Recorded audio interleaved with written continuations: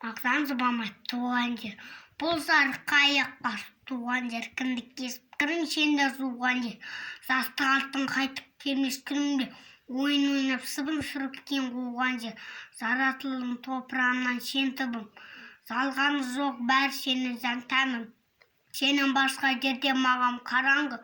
Жарық қорғау сопанайым шеңгінім. Татты судың да амалына ес кетпес. Қалың оның құр суңай жер жетпес. Кең даланда ойын ойнап қалсаңсы, жазу болып адамзатқа ер жетпес. Балақ тұрып, қожы қуып жарышып, батпағында тең құрбыс мені алысып.